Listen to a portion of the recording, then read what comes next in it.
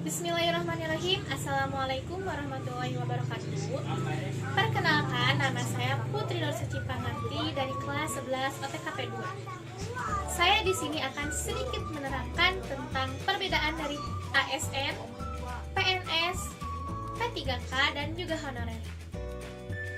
Sebelumnya saya akan sedikit menerangkan tentang pengertian dari masing-masing. Yang pertama, PNS atau Pegawai Negeri Sipil. PNS merupakan pegawai yang telah memenuhi syarat yang telah ditentukan, diangkat oleh pejabat yang berwenang dan diserahi tugas dalam suatu jabatan negeri atau diserahi tugas negara lainnya, dan juga digaji berdasarkan peraturan perundang-undangan yang berlaku. Itulah sedikit mengenai pengertian dari pegawai negeri sipil. Kita lanjut dengan pengertian yang kedua, yaitu ASN atau aparatur sipil negara. ASN merupakan profesi para PNS dan pegawai pemerintah yang terikat perjanjian atau kontrak kerja pada instansi pemerintah. ASN juga dibedakan menjadi dua, yaitu PNS dan P3K. Pengertian yang ketiga yaitu pengertian dari P3K atau PPPK atau disingkat dari Pegawai Pemerintah dengan Perjanjian Kerja. P3K adalah warga negara Indonesia yang memenuhi syarat tertentu yang diangkat berdasarkan perjanjian kerja atau jangka waktu tertentu dalam rangka melaksanakan tugas pemerintahan. Dan yang terakhir, pengertian dari honorer. Honorer adalah orang yang diangkat oleh pejabat pembina kepegawaian atau pejabat lain dari pemerintah untuk melaksanakan tugas tertentu pada instansi pemerintah.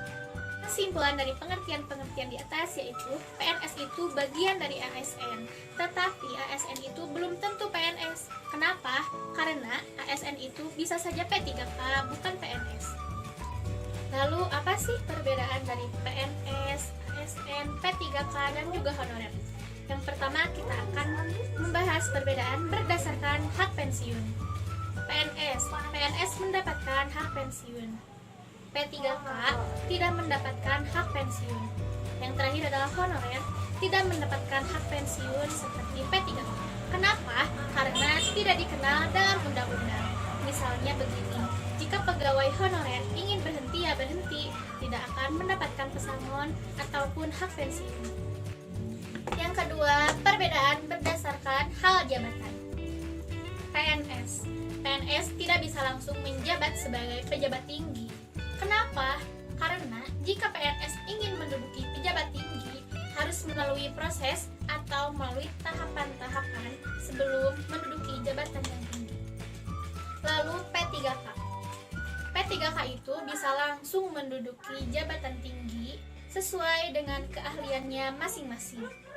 Kan, mungkin saja P3K itu lebih cerdas, lebih mampu, lebih bagus keahliannya dibandingkan dengan PNS. Bisa jadi kan dia lebih layak menduduki jabatan tinggi tersebut dibandingkan dengan PNS. Jadi P3K itu bisa langsung menduduki jabatan tinggi dibandingkan dengan PNS apabila P3K tersebut mempunyai keahlian yang sesuai.